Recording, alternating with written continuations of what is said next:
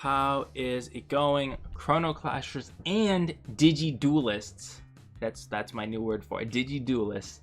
I thought with the advent of the Digimon card game, which plays very similar to Chrono Clash, we would go over my top 5 tips, 1, 2, 3, 4, 5, for playing Chrono Clash / Digimon, and the most important things I think to keep in mind when you're playing the game.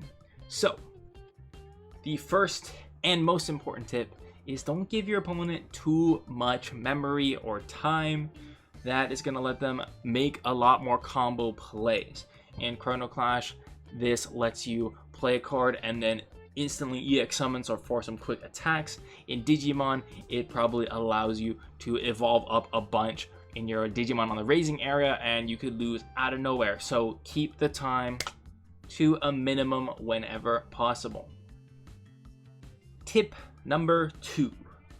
The second tip is you typically want more attacks rather than one big strong attack. So it's much better to give them the 1, 2, 3 combo instead of one big uppercut.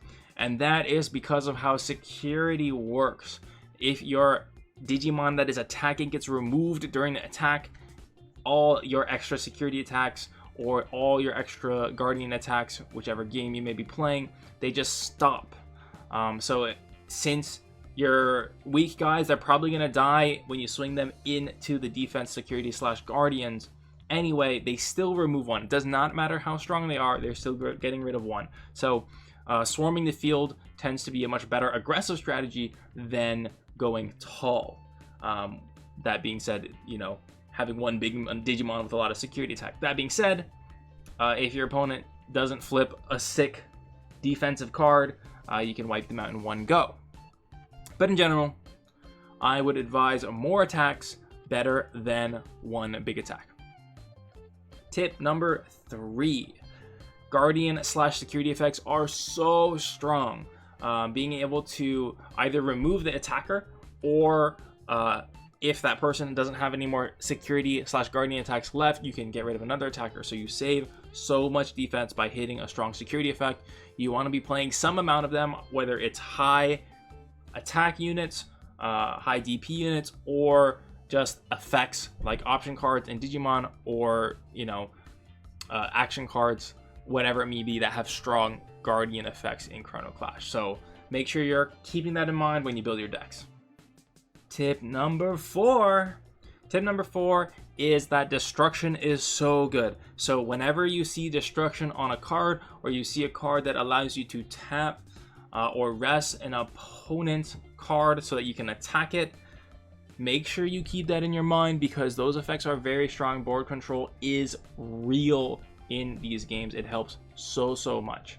Whether it's evolving, eventually going into EXs, board control, it's good in every game, but it's especially good in this one, and I think people forget it a little bit.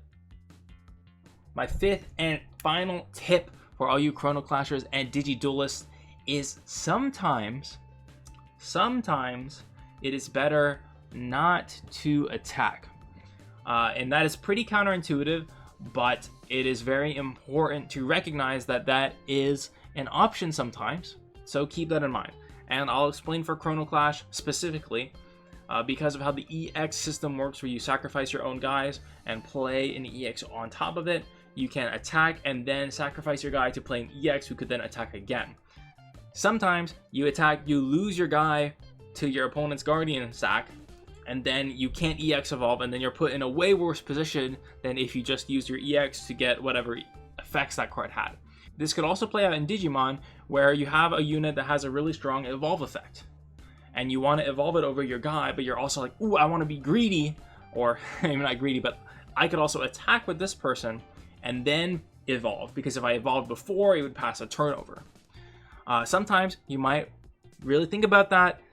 If you attack and you lose your guy to your opponent's security effect or their security Digimon, is that going to be really bad for you? So sometimes take a chill pill and don't attack, just play and get your effects. So it's a little short one.